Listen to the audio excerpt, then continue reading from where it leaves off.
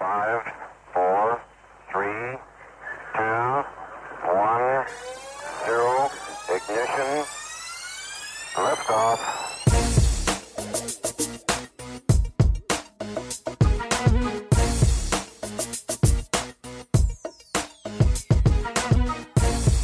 You're listening to the GHT Overland podcast.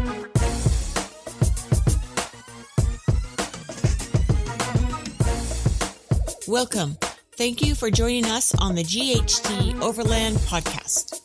And if you're new to the GHT Overland podcast, you have landed on one heck of an episode. If you're a returning listener, hats off to you. We are truly humbled by your support and kind words. 10 years of overland experience traveling the world. That would be awesome. Freaking awesome. Think of the depth of experience and confidence that you would have, not to mention the memories. Those quiet prairies, the wind wrestling over the trees and the mountains, roaring over the mountains. Each place that you go is all different. True. From seasons to experiences to the people, to the food, to the drinks. Variety. Oh, yeah. Well said, Lisa. Well said. Variety of life. Yep. And a couple new topics on this one, too. Car insurance for the overlander traveling the globe, and thoughts on traveling with a drone and crossing borders. A lot of fun stuff. Now, before we launch the official intro, we'd like to ask that you muster up all your good thoughts, vibes, prayers, well wishes for Leigh and Steph.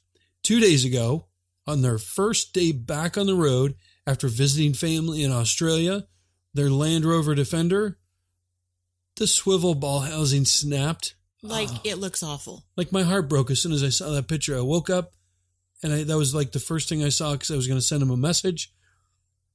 Yeah, Bear looks pretty sad. Oh, so it was like 6 hours for the tow truck, over 6 hours for the tow truck to get to them. And the task of getting it fixed or getting it replaced is literally in process as we're talking.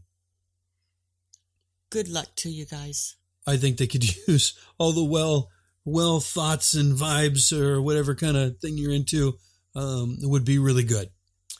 With that, let's launch the official episode with Leigh and Steph of Grizzly and Bear.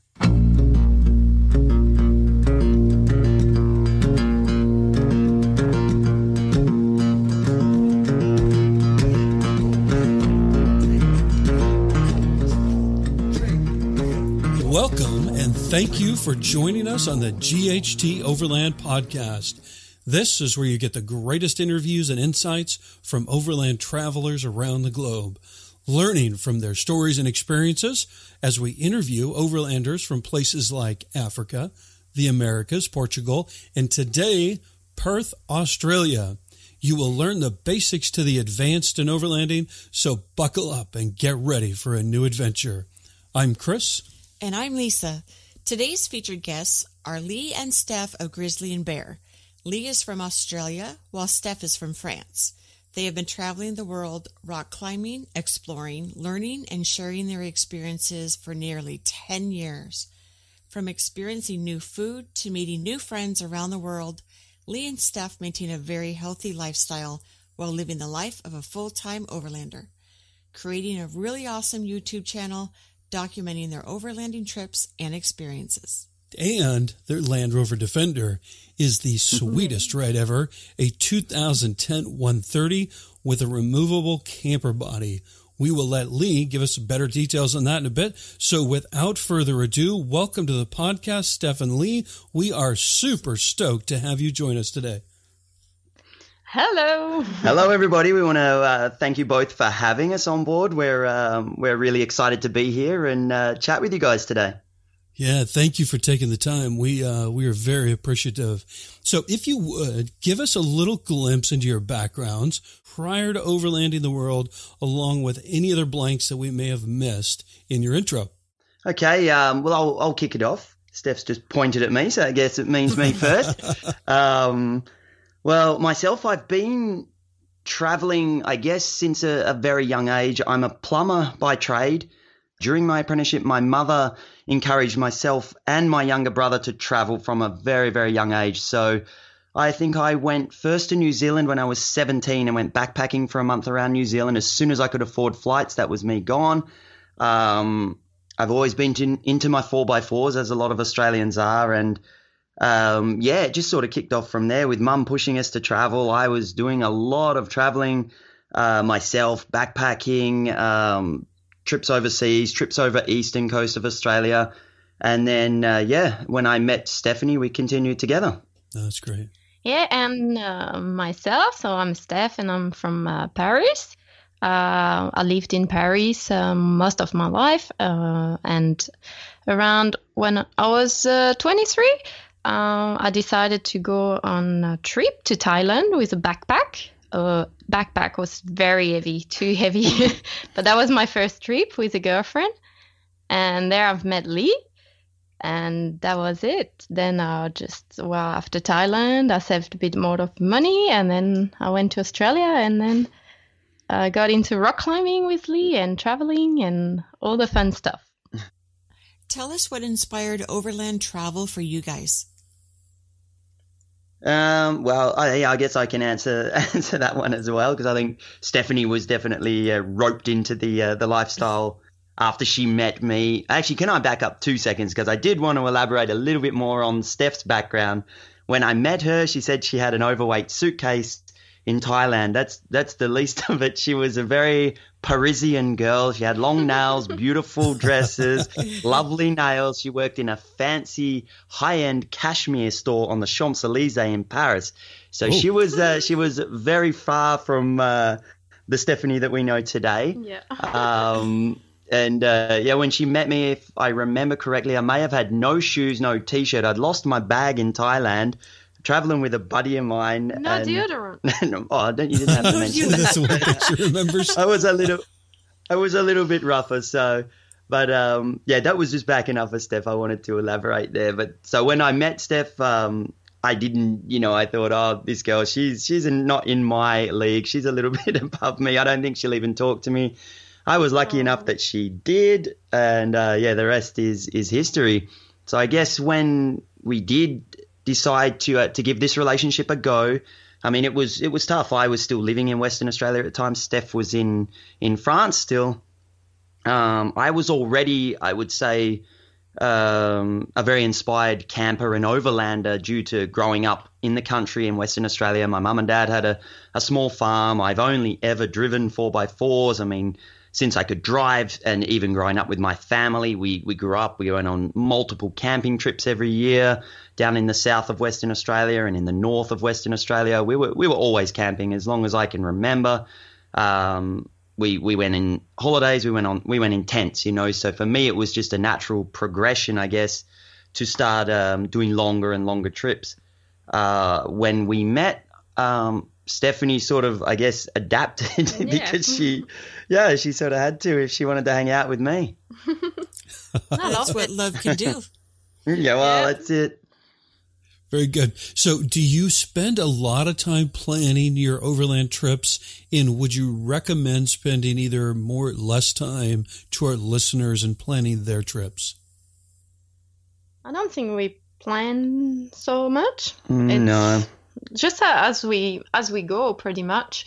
Of course, there is a lot of things involved regard to visa and things you must know if you enter a country. But I would say that's least part of the job. Yeah, I do. Steph's in charge of the video editing. She does the all that side of things. I do the research, I guess, and plan ahead. But I would say, in answer to your question, it's very individual specific, I would say, and depending on necessity. I mean, maybe if I was traveling within my own country in Australia, overlanding still, which we have done for a couple of years, the planning required is a lot less. Obviously, we don't need to worry about visas. I don't need to research political situations in countries we're going to travel to, where we are at the moment in Central Asia. We do have to research that sort of stuff, and as much as we like not to plan, and we definitely do not make date specific, time specific plans, because I think it takes a lot of fun away from the experience. You need to be completely flexible, ready to change your plans at any time, because we've had so much experience and more, I guess, cultural experiences in the countries we travel by leaving things open. If we meet a local or we meet somebody and they say, what are you doing next week? Do you want to come and join us? We don't want to ever have to say, no, we can't, because we have to be here, we have to be there. But yeah, to a certain extent, you need to plan, you need to look ahead. If we need visas, they need to be organized. But as well as the person, some people, I think they need it. Like, us, we like to be flexible, but other people, they need to be more organized. Yeah, also, I think some people are overlanding with a what do you say? Like a deadline. A deadline, and they're going to be traveling for maybe a year or two, and then they need to go back to their life, or they, but for us, we are traveling full time. We don't have a deadline. There's no deadline. No, yeah, that's a good point. Like Stephanie's mentioning, there is more flexible. Yes, we are full time and we're long term overlanders. So I guess if someone, when we have met a lot of people, if they're traveling, they've taken 2 years off work, they've taken 12 months off work, and that's it. They have to do their trip, whether it be within their own country, multiple countries. They have that deadline. So yes, that would require a lot more planning than for us. We're completely open-ended. If this journey takes us, it already has taken us close to 10 years. If we're doing this for another 10 years, it doesn't matter to us. We have no plan to settle down, no plan to stop full-time overlanding. So definitely we can be a lot more flexible than people with a shorter time frame. Yeah, that's really good. So maybe plan in greater detail the higher level stuff. So at the 30,000 foot level, and depending on your situation, maybe not plan the day-to-day move. So you've got that flexibility to be able to stop and go hang out with somebody or do something with a local family that invites you to do something like we've seen on your YouTube channel. That's just fantastic. And, we do get a lot of comments, and that's what we really try to put across in the YouTube video. We want people to travel with us, but also the video is not to be about us so much, but about the people that we're meeting, because it really is the difference, to traveling through a country, eating the food, seeing the sights, but you just feel like you're passing through. We don't want to just pass through. We want to become immersed. Yeah, what do you say? Immersed is immersed. The word. In the culture, in the tradition, in the make true friends in that short time that we're in another country. Yeah, that's great. Yeah. Okay, so can you give us some details on your Defender, and if you don't mind, maybe a little bit of detail on the camper as well? Okay. Yeah, of course. So you do the car and I'll do the camper. Alrighty, that's my domain and Steph's domain. So the car, like you did mention earlier, is a Land Rover Defender 2010, the TD4 model, 2.4 litre with the Ford Duratorque in it. I bought the car after, we can talk about that later, but we did have an accident, so it's our second overland build. Unfortunately, in the last few years, the Land Rover Defender 130 is a beautiful overlanding vehicle, a classic and historic overlanding vehicle. I'd loved Land Rovers ever since I was a little kid. I would have loved to have one as my first car in Australia, but they were just too expensive. So I never had the opportunity to own one until I decided to move to Europe, where the prices were a little bit more reasonable at the time. So I bought my first Land Rover Defender when we first moved to Europe about 7 years ago, 6-7 years ago. And then that was a Land Rover 90, the short wheelbase version. Then we decided we were spending so much time on the road, we wanted to do the overland thing full time. So the next thing was to look at a bigger Land Rover Defender. I wouldn't have chosen any other car. And so we bought this most recent one in Germany. The car was in I'm not even going to say average, it was in terrible condition. We bought it sort of reasonably priced, I guess, because they had stopped making the Land Rover Defender when we were searching for this car. So prices were starting to come up and it was very difficult to try and find a decent Land Rover Defender, especially the 130, which is, I guess, one of the rarer of the three models. So we bought it in Germany. We managed to drive it all the way about 1,000 kilometers back to the south of France. It broke down once on the drive down there. The clutch went on it, and we had a few other issues. Luckily got it down there where we were very lucky enough to have access to our good friends at Newman 4x4 in the south of France. Now, these guys are Land Rover fanatics. They rebuild, they do series, they do everything down there. We actually lived in their garage in our camper while we rebuilt this car from the chassis up pretty much. We stripped it all the way back. Yeah, it was a huge job, but a great experience too, because we learned a lot about this car. We got to be there with the guys, you know, they taught us so much, and yeah, we've done a lot of work to this car, and I think that I got it pretty well spot on this time, because we learned a lot, because we just unfortunately rebuilt one only a year before that as well. That's great. And then Steph, you want to give us some details on the camper? Yes, so the camper is proudly made in America. Awesome. In California. It was imported by a German company. The make is 4-wheel camper, and the model is Grizzly. We bought it 2 years ago, and we bought it second hand, and it was custom made for a Defender previously, Defender 130 also. It's been modified because the high hub, is that how do you say it? The high cab on the roof. The high cab of the Defender. So the camper have been lifted, and that gives us an extra 3 massive storage. One being a drawer that is the full size of the camper. It's a pop top, so our height is it's really good for the height, and we can fit in a container, so that's a big point for us. It's lightweight also, and removable, and we have a double bed. And are you pretty happy with the space that it gives you? It's huge. I mean, it's a real living space. If it's raining or if it's really cold, we are inside. I can be standing up, cooking. Lee can be reading his Kindle in the bed. And another very good point of that Grizzly model, we have like a couch, a fold-up couch, and it's actually, you can be 4 people in it. It would be pretty tight, but it can have 4 people.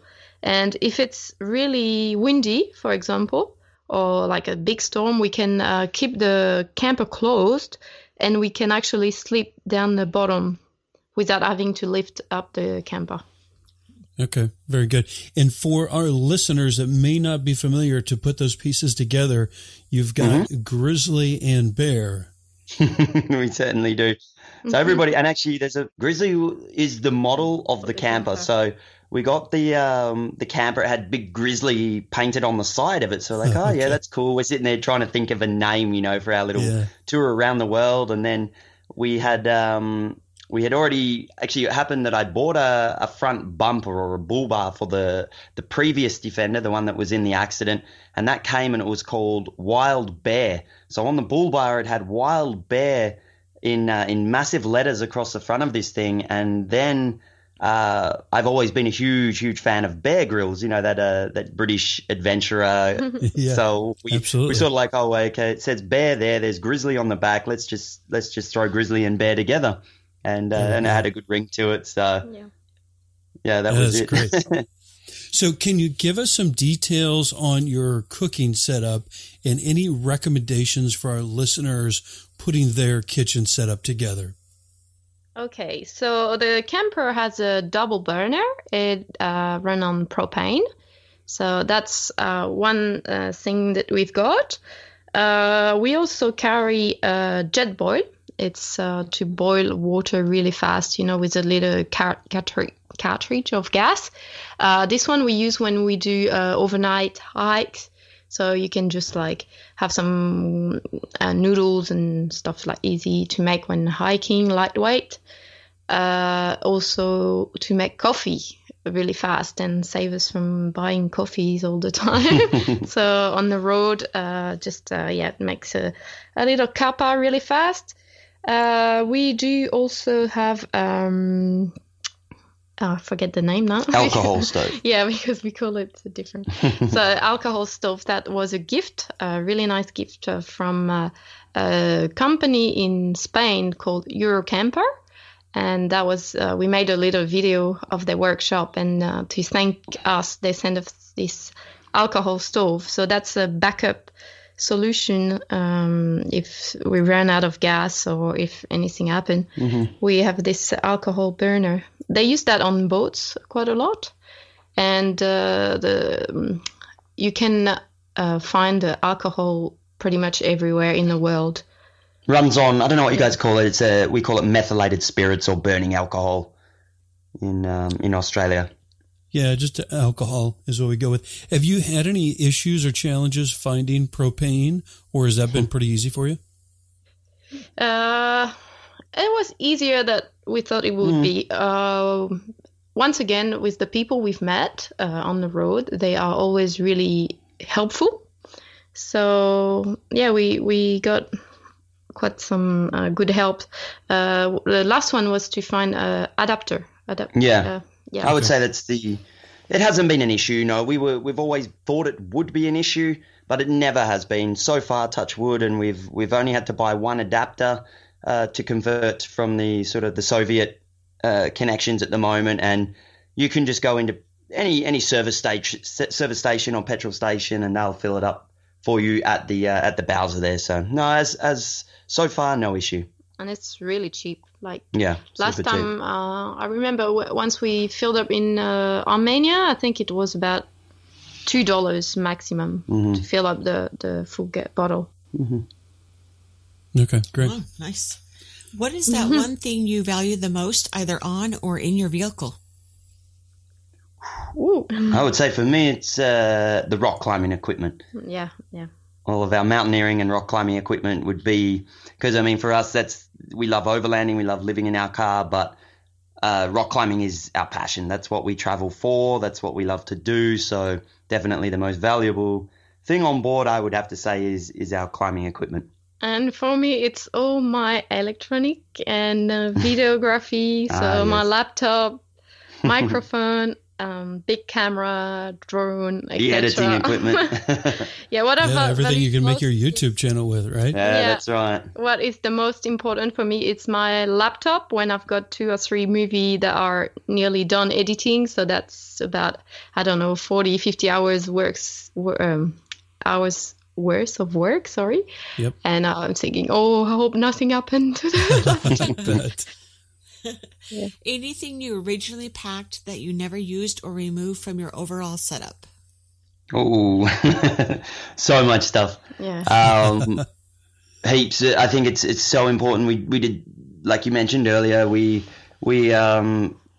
do, we have a little thing that we do where every 3 to 6 months we put a big tarpaulin down on the ground. We empty the truck and the camper, and we look at everything and we decide what we need and what we don't. It's essential when you travel long term like this not to accumulate stuff, not to be materialistic, not to get attached to things that just are not getting used. So if we haven't used something for 3 months, 6 months, or we can't remember the last time we used it, then it's gone. We do have to get rid of it, and that's where we will pass things on as we travel through countries.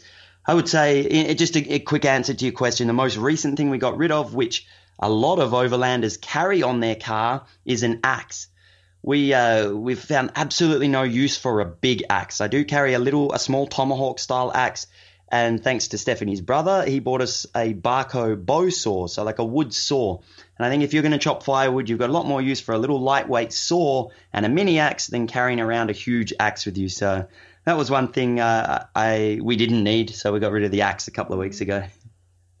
Okay, very good. If we could back up just a little bit, when you go to the editing, or not the editing, but you go to the video side, so you guys use a drone, any tips, any ideas, like what is your feedback on being able to cross borders and doing things?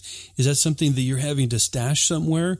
Or do you have any tips for our listeners to be able to legally go from country to country with a drone? Any issues there? Yeah, for sure. We've got a tip. Do your research first, because we did have Not a close call, but we went a little bit naively into Morocco 1.5 years ago. And I was only new to owning the drone. We took it down there. We never thought anything of it. I didn't try and hide it. I didn't stash it. We went into Morocco. We'd been using it. I'd never had any plans. We never flew it near any populations, near any cities, only for scenic shots out in the middle of nowhere. But I was flying it without even thinking. And then we actually joined a Land Rover convoy through the Sahara Desert with some British guys.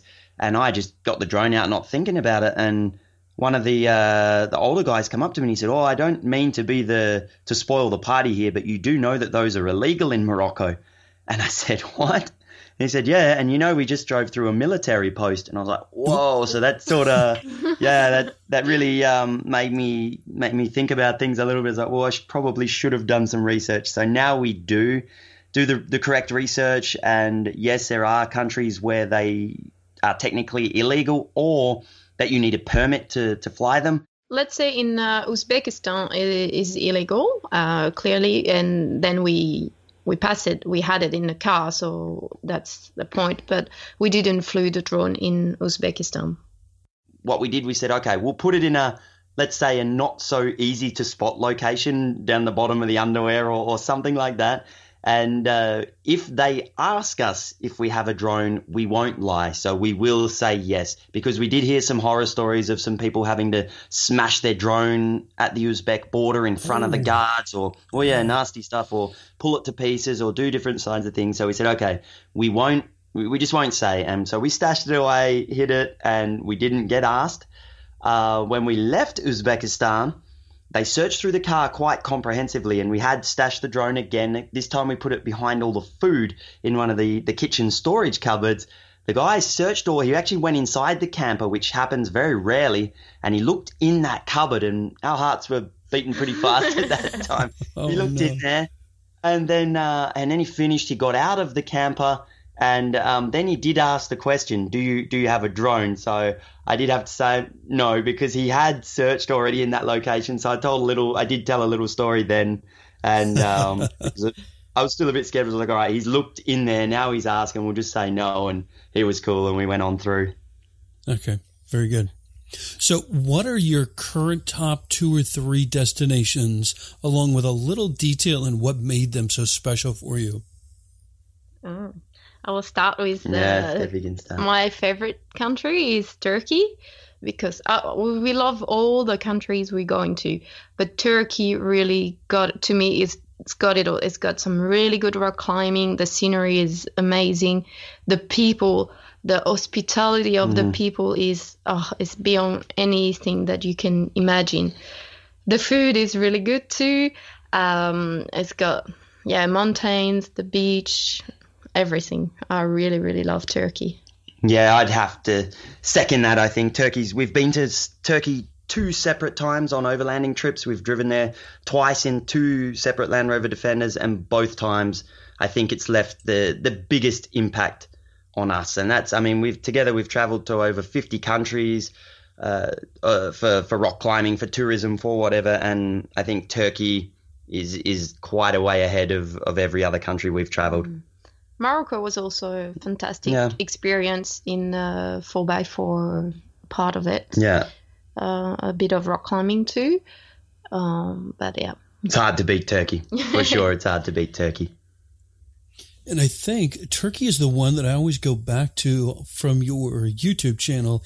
Is that the one where you guys met for like a barbecue or a cookout with some local guys, and they were cooking all kinds of different foods? And, that might be Armenia. Oh, yes, sorry, that was Armenia. That was in Armenia. Yeah. Oh, we can't.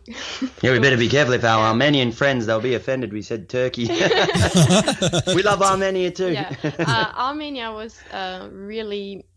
We didn't stay as long in Armenia as we did in Turkey. I think we spent about 10 days, 2 weeks in Armenia. Like okay. But it was really intense with the people we've met. We've met some friends, David and Edward.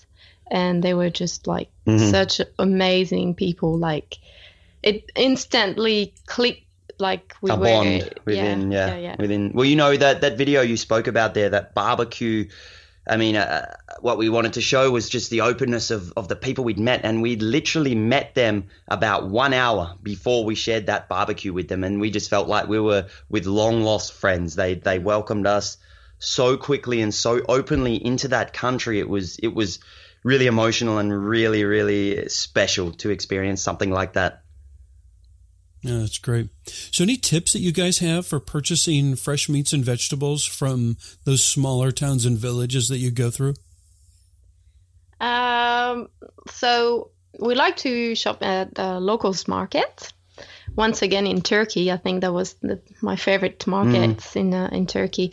Istanbul's got some really amazing one. And the little village where we were, nothing says organic or, you know, like it can be in in Europe, in America, in Australia, it's like all labeled organic. Over there, it doesn't exist, but I'm pretty sure everything is. Yeah, it doesn't need to be. You know, it's straight from the farm. Yeah, it's seasonal, and the selection is not that big, not that great sometimes, but we just do with what we've got. Yeah. And you know, it's a local, it's seasonal, it's fresh. So yeah, local market. And for the meat, Leigh's more on. But I would just say to people that are listening, be adventurous too. You know, don't sort of think, oh, we need to go to a supermarket or we need to find it. It needs to be wrapped in plastic. You know, just be adventurous. Try something different. Try things you've never seen before. Try something you've never heard of before. That's what we do, and like just Steph just mentioned, we love to just stroll through these bazaars in these teeny little villages, and sometimes a lot of the times you have no option, so you have to if you wanna cook yourself and eat yourself, then you need to be getting it from the markets. But another thing, I guess it's not really food related, but we would like to stress as well that to please try our best to avoid the single-use plastics, because in these countries they will try to give you a million plastic bags, and we like to. It's actually quite humorous sometimes, because Stephanie carries a big bag of little cotton sacks with her that she puts all of the individual fruit and veg into. And they don't understand why we don't want plastic. Yeah, and they can't. It's a part of their hospitality. So if you buy a little tiny item, they want to give you a plastic bag, and it's like a service for them. And I say, no, I don't want it. I don't want it. And I give my cotton sack, and they put my cotton sack in a plastic bag. No. They almost get offended that you won't take their plastic bag, you know, almost trying to say, no, we don't want plastic. It's okay, you keep it. But, that's definitely something that goes with the shopping locally and all that. Just if you can, avoid it.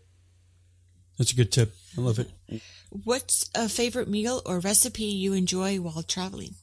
Ooh, Steffi. Yes.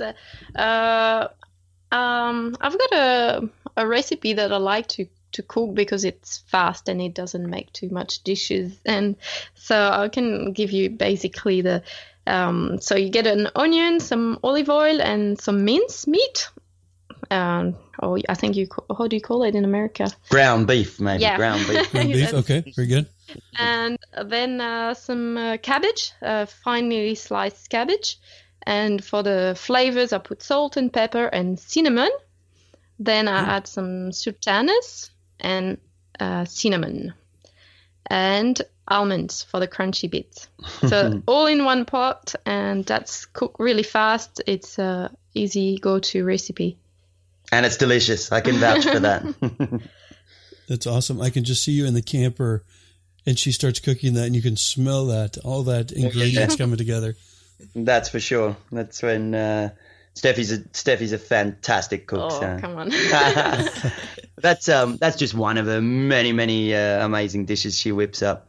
But another easy one. We've just come across for breakfast. Normally in the winter we'll eat porridge. We just have porridge with water, maybe some chopped banana in the porridge, or some raisins, sultanas. Lately we've been just buying wraps and putting lavash, it's called. In Armenia. It's a really flat bread. Beautiful breads, and just putting a banana inside, and you guys, I think, call it peanut butter and jelly. Some peanut butter and jelly, a banana, wrap it up. Yes, you got to have peanut butter. Yeah, there you go. And roll it up. breakfast on the go. And that's breakfast without any mess. And if you're in a hurry to get moving or whatever, and it's, it's half decent, I guess. Another That's good. tip I've got, I carry a mandolin, like those Japanese mandolin. So you can slice, or you can, really easy to make coleslaw or just grate carrots. That's a good one to carry. It doesn't take much room, but then I can make some delicious salads. We have to be careful not to cut the fingers because it's really sharp. Ooh, yeah, no fingers in the salad. No. And if you're remote and if you can slice a finger, sometimes it can be a bit complicated. With a mandolin or an axe. Yeah, or an axe. Yeah. Especially the axe. I recently did a thumb with the axe, unfortunately. So Is that why the axe got the axe? No, it was actually the big axe got the axe, but it was actually my small axe, the one that I need to keep. That small one. That was just completely irresponsible behavior on my behalf. We're in the middle of nowhere in Kazakhstan, in Mangostal province in Kazakhstan, and I had some nice heavy-duty impact-resistant safety gloves just sitting on the floor in my car. Wasn't using them at the time. Went straight through the wood and into my thumb, and it was bad, but not as bad as it could have been. Learned a valuable life lesson that I should have already known anyway. How do you generally do your laundry on the road? I do it all. She does. I've got a really big bucket. It's a heavy-duty bucket. It takes quite a bit of room, but we get a really good use out of it. We can sometimes do the dishes in it. We can store, sometimes even put the fruit and veg in it. It's got handles, it's heavy-duty bucket, and I get some water wherever I can, and I hand wash it all.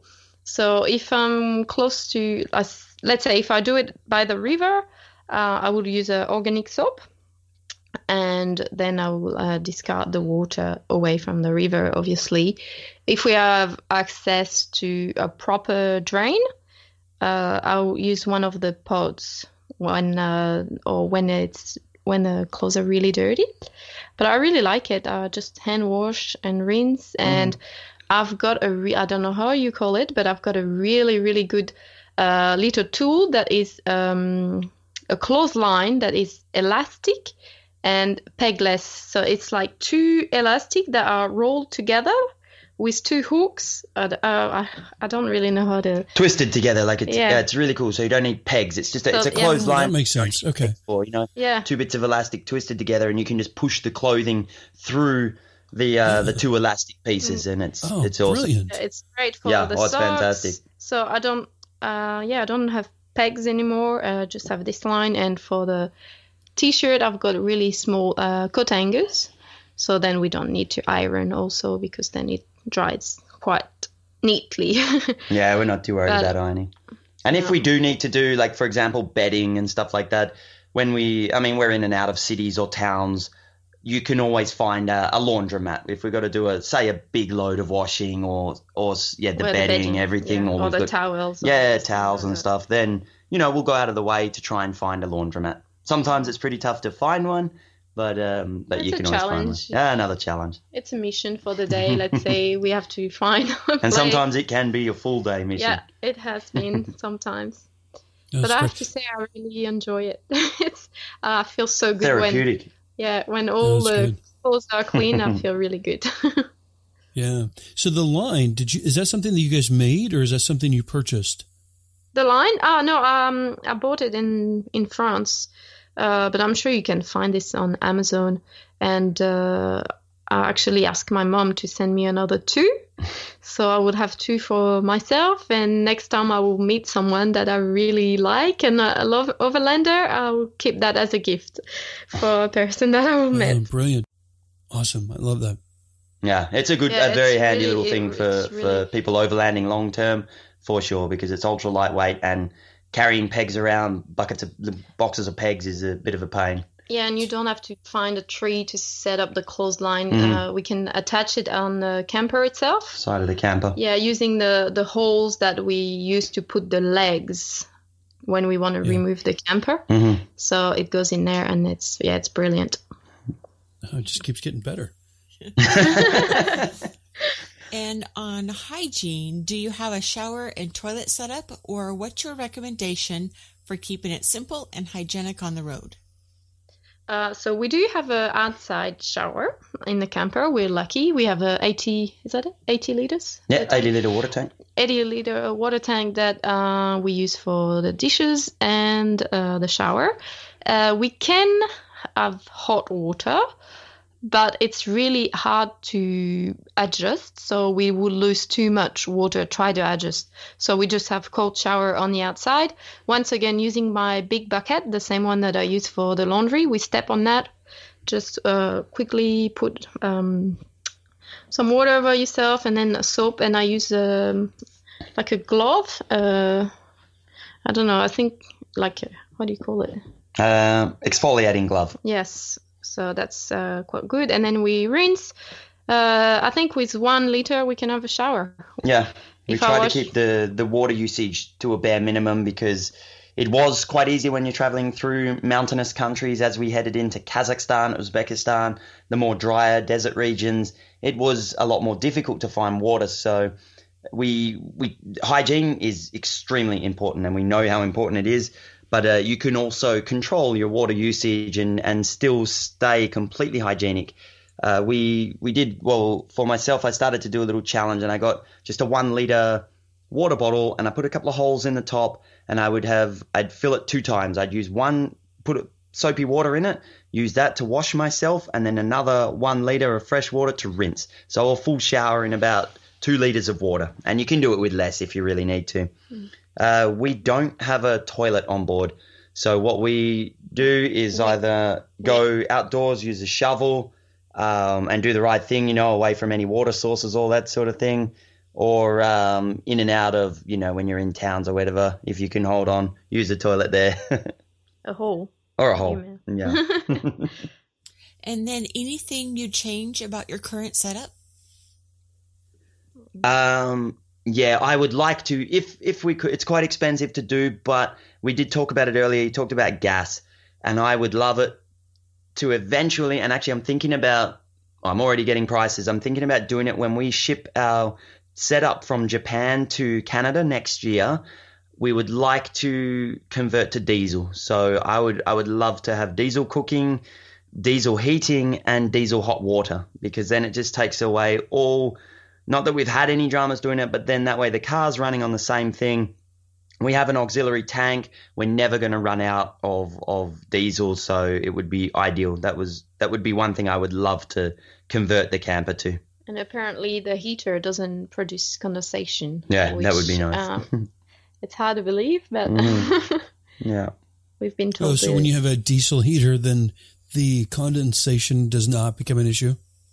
Apparently not. Yeah, I can't believe it yet. But from the heating, I mean, you're always going to produce condensation from your body warmth, everything else. I mean, essentially, we live in a fancy tent. Our camper is a soft side. It's a pop top, so we've got this Arctic pack that comes with it. But for us during the winter, it was a constant battle with condensation. And it's something we've never been able to solve. I've done so much research. I've asked so many questions on different forums through the internet, and no one seems to have an answer. And the only thing that a lot of people said about a diesel heater was that it produces less because the gas burning on a propane heater that we have at the moment produces moisture as well as your body heat. And yeah, it was a big battle. So. But that's not the biggest issue. Just the main reason to go diesel would just be for convenience, absolute convenience. You only get the one source of fuel to get. That's exactly right. Exactly. Everything then runs off diesel. They say it takes a lot longer for cooking on a diesel stove, but if you're doing what we're doing, then time should never be an issue. If it takes 10 minutes to boil a pot of water, what are you doing? Enjoy the sunrise or go outside for a walk. It's not an issue. We're full-time overlanders. Yeah, that's great. So tell us about that number one biggest challenge you've had to overcome on the road. Well, for me, it's without a doubt the accident. It was happened in Portugal the end of 2018. December 2017. 17 already. Yeah, 2017. 1.5 years ago about. Yeah. It was a disaster. I mean, we appreciate now how very, very lucky that we are that we escaped the accident without serious injury, and the driver of the truck who hit us, he had minor injuries as well. We were driving. We'd just been off-roading actually in Portugal for the morning. We went out onto the main road only to get some diesel, and then we were looking for our exit again to get back into the forest to go off-roading. A speeding truck came around a blind corner, lost control, and hit us head on. That accident destroyed our car. We were extremely lucky that the truck camper was removed at the time. That was back at the campsite. So the camper that we were living in, that wasn't damaged, but the car was written off. And the next 6 months was a very stressful, emotional, and financially damaging, just everything. It was a nightmare. And I would say, without a doubt, the biggest challenge that we've had to overcome would be dealing with the aftermath of that accident.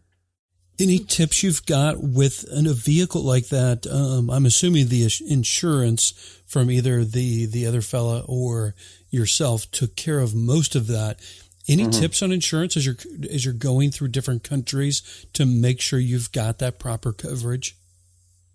So we were very lucky because the vehicle at the time was under French insurance, which it's called a green card. So it's about, I don't know, maybe 20 countries all around Europe that we have a French registered card, and the insurance French also. It was also a lucky point was that we had the car for less than 3 years. If it would have been over 3 years, we would get the money that the car is worth on the type of valuation, which would be not much at all. We got the insurance, we got what we paid for the car, but that didn't include any of the modification, which was a huge part, as you can imagine. So yes, we got back on the insurance what we paid for the car without all the modification.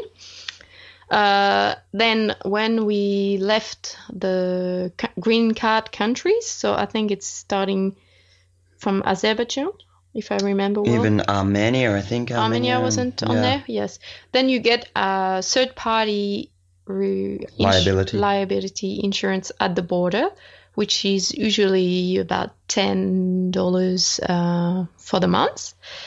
And we are still looking for insurance that will cover us worldwide. It's extremely difficult once you leave Western European countries or, I guess, Western countries in general to get a full comprehensive insurance. Like Steph said, since we left, I think, Turkey, we were covered. And then after we left Turkey, that was it. So we had no more coverage for fully comprehensive, which to me, after dealing with that accident, was quite important.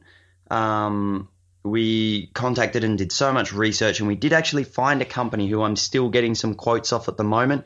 And I think they're Washington based actually in America, and they're called Clements Worldwide. And they're actually probably the only company I found that will do a fully comprehensive overlander type insurance for almost every country in the world. So we're going to, for anyone that's sort of looking into something like we're doing, then I would contact Clements Insurance because it is possible. It's expensive, but if you've got a car that you value a lot, like for us, it's our home, so we sort of figure the cost after, especially because we've been in an accident, we know the importance of having a good insurance policy.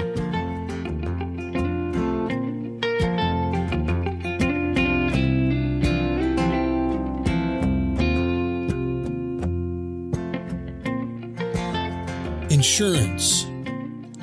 I don't believe we've covered this before, at least with car insurance. We covered health insurance before.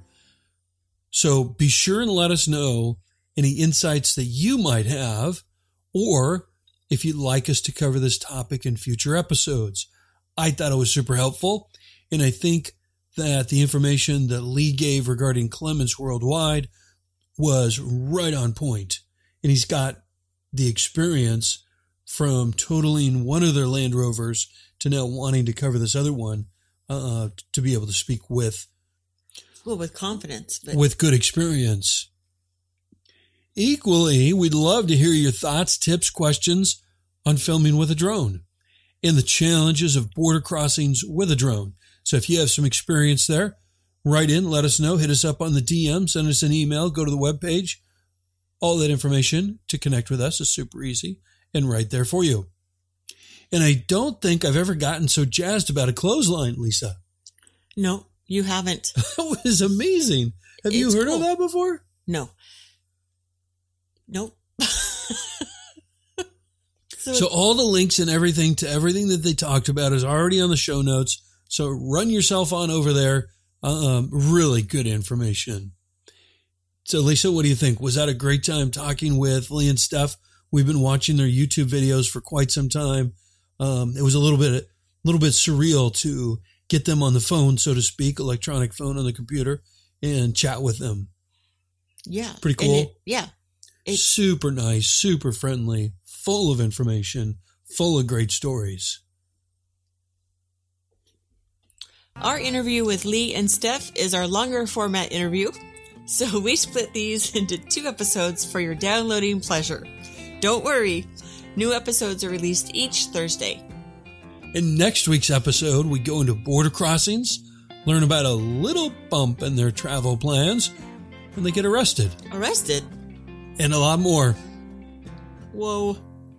Remember, it's a good idea to visit the show notes page on our website at ghtoverland.com/podcasts. Select Grizzly and Bear episode. All the details and helpful links are already there for you. That is correct. And as previously mentioned, be sure to send your questions, suggestions, feedback to ghtoverlandpodcast@gmail.com. We'd love it if you'd connect with us on social media at GHTOverland. Be sure and share this episode with your friends who enjoy travel off the beaten path. If you enjoyed this episode, it would mean the world to us if you did 2 things to help out. Rate and review the podcast, that's 1, and subscribe, giving the GHT Overland podcast a little extra love on your podcast platform of choice. Thank you, and we will see you next Thursday for part 2 of the GHT Overland podcast with Grizzly and Bear. In the meantime, you owe it to yourself to go check out Grizzly and Bear on YouTube. Bye!